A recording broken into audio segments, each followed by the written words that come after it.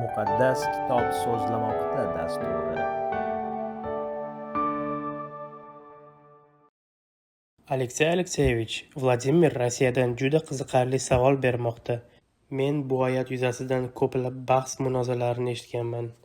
Bu Luqo maktubi 22-bob 36-oyat.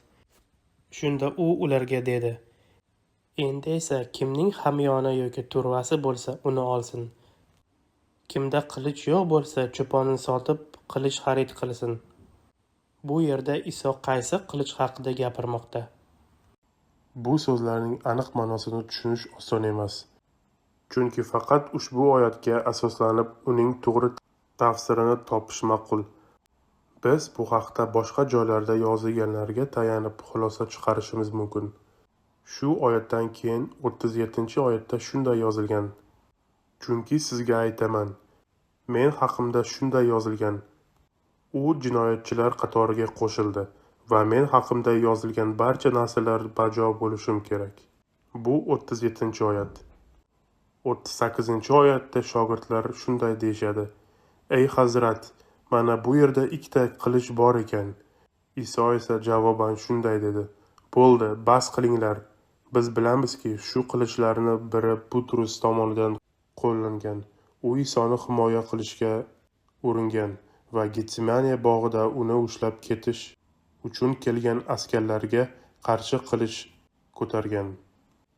Biroq Iso o'zi bu voqeani asl sababini tushuntiradi. Keling yana bir bor shu joyni ko'rib chiqamiz. Qarang, 36-oyatda keyin 37-oyat keladi va 37-oyat chunki degan so'z bilan boshlanadi. 36-oyatda Iso shunday degan: Endi esa kimning hamyoni yoki turvasi bo'lsa, uni olsin. Kimda qilich yo'q bo'lsa, cho'ponini sotib, qilich xarid qilsin. 37-oyatda esa bu so'zlarga izoh beriladi. Chunki sizga aytaman, men haqimda shunday yozilgan. U jinoyatchilar qatoriga qo'shildi va men haqimda yozilgan barcha narsalar bajo bo'lmoqda. Shogirdlari javoban: Ey Rabbiy, mana bu yerda ikkita qilich bor ekan deyishdi.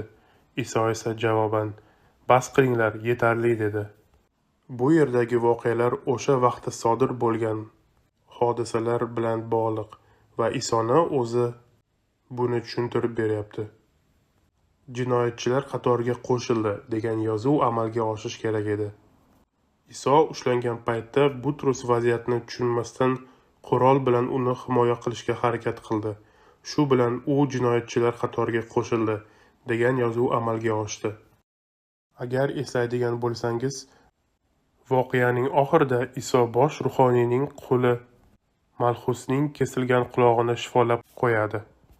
Bu esa Isoning mutlaqo boshqacha yondashuvga ega ekanligini ko'rsatadi. Biroq bu so'zlar faqat o'sha kechadagi voqeaga tegishlimi yoki ular kengroq ma'noga egami?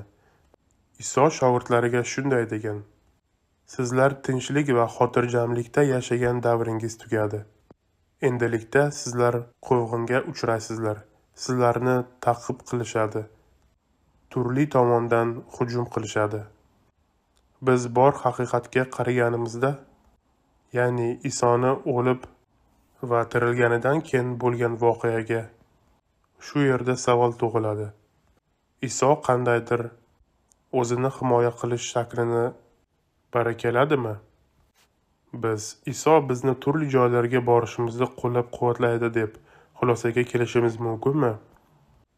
Sizlar turli joylarga borib xushxabar aytasizlar. Shunday ekan, o'zingizni himoya qilishga tayyor bo'lishingiz kerak. Bu fikrni qo'llab-quvvatlash qiyin, chunki na maktubalarda, na Isoning so'zlarida yoki Havoriylar kitobida 3 ta pichoq, 2 ta qilich va yana nimadir bilan qurollaning deb aytilmagan. Faqatgina shu joyda. Aksincha, asosiy urg'u xushxabarga, Xudoga ishonishga va Isoga umid qilib yashashga qaratilgan. Shu sababli ushbu oyatni asos qilib, Xudo iymonlilarga qurol olib yurishni buyurgan degan xulosani chiqarish noto'g'ri. Chunki keyinchalik aynan shu fikr asosida masihiylar salib yurishlari va noto'g'ri urushlarini olib borishgan. Bugungi kunda ham masihiylar shu asosda urushlarni olib boryaptilar. Olov bilan milliy qadriyatlarini himoya qilyapmiz deb harakatlarini oqlashmoqdadir. Menimcha, Iso bu yerda bunday narsalarni nazarda tutmagan. Lekin Pyotr ko'rinarli buni to'g'ri tushungan. Axir u o'z bilan qilich olgan-ku. Ha, Pyotr to'g'ri tushungan deb o'ylagan. Chunki Iso shogirdlarining aql zakovatini bilib turgan. U necha bor ularga tushuntirgan bo'lsa-da, ular hali ham Iso o'z shohligini moddiy asboblar bilan emas, ruhiy asboblar bilan ko'rishini tushunmaganlar. Shuning uchun Iso Butrusda qilich bo'lishiga va u uni ishlatishga imkon berib, shu voqea orqali unga haqiqiy vaziyatni ko'rsatmoqchi bo'ldi. Keyingi dasturimizda insonda nechta tabiat borligi haqida gaplashamiz. Bugunga shu edi. Xudo sizlarni asrasin.